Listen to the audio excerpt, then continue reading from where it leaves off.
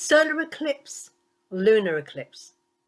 To manifest or not to manifest. To cleanse or not to cleanse. What is a solar eclipse? A solar eclipse is when the moon is between the sun and the earth.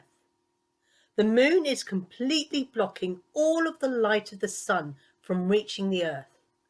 The sun, the moon, and the earth are in alignment with each other. To have a partial solar eclipse is when the moon is only partially blocking the light of the sun from reaching the earth. A solar eclipse can only happen when there is a new moon.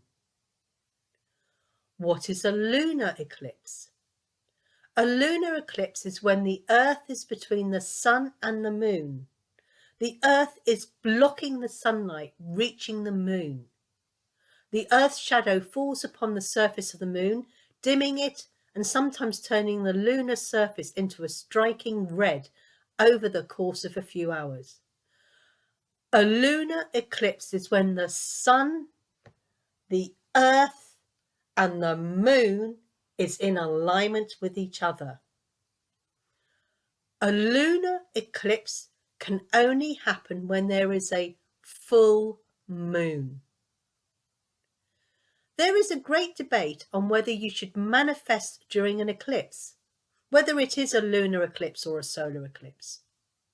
My advice is to do what you feel right, what feels right with your intuition, what you feel in alignment with. Yes, listen to other people, and when you have all the information gathered together, you can then make an informed decision for what is right for you at that particular moment. Do not let other people tell you what to do or what not to do, for what they do is in alignment with them. Remember, you are you and they are they. If they are dictating to you what you should or should not be doing, that is their ego speaking and not them speaking from their heart, their intuition, or their true authentic self. Yes, there is a lot of energy around during an eclipse or partial eclipse. The energy of the sun, the moon, and the earth. But remember, the sun, Luna, and Mother Earth love us unconditionally and only want to share their abundance with us. The sun is all about action and life. Without sunlight, there would not be life on Earth. The moon is nurturing and caring, and without the effect of Luna, there would be no tides and gravity. Gaia is our home. She supplies us with an abundance of air to breathe, water to drink, food to eat, and shelter, all of our basic needs. Everything else is man-made. So when we have an eclipse, the moon, the earth, and the sun are all in alignment with us, so we can tap into this alignment and work with it. Yes, it is all very powerful energy, and it can feel very overwhelming and chaotic. For the moon does make us work with our shadow self, digging deep, being emotional, and the sun is a real action hero, moving us into action, moving the fire and passion within us. So Mother Earth is our grounding, helping us birth our dreams and ideas, protecting and nurturing. You can choose to harness this energy that is in alignment and work with it, or you can choose not to.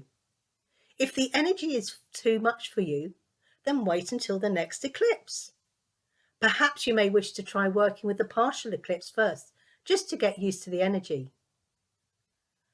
Working with the energy of an eclipse to manifest is a very powerful energy. If you're working on manifesting something that is truly in alignment with your true, authentic self, that is serving you to your highest purpose and the highest good of yourself and others, then why not tap into this energy? If what you are manifesting is not in alignment with you and with others, be warned, an eclipse is not the time to manifest. cleansing crystals or performing rituals during an eclipse. It all depends upon what energy you wish to charge your crystals with, or which energy you wish to work with during a ritual. During an eclipse, remember you are working with the sun, the moon, and the earth. The energy is aligned energy and is very powerful. If you just want to cleanse your crystals with just the moon energy or perform a ritual with the moon energy, then just do this during a full moon or a new moon. But if you want to cleanse with both the sun and the moon energy, the yin and the yang, the balance, plus grounding from Mother Earth, then do this during an eclipse. I know a lot of people just cleanse their crystals under a new moon or full moon, and this is harnessing the energy of the moon. The crystals will be full of just feminine energy. Personally, when I am cleansing crystals at a time of a full or new moon, I always like to leave the crystals out during the daytime as well, so I get a little bit of the masculine energy, the energy of action from the sun, infused into my crystals as well. For I want the crystals to act their magic for me. I am looking for balance. So when I work with the alignment of an eclipse, I am in alignment with the sun, the moon, and Mother Earth, our home. I am grounding their energy into me. Do I work with an eclipse? Sometimes I do, and sometimes I do not. Why? Because I listen to my intuition and my heart. Sometimes that particular eclipse is not in alignment with me. So no, I won't work with it. However, if the eclipse is in alignment with me, then yes, I definitely will work with it.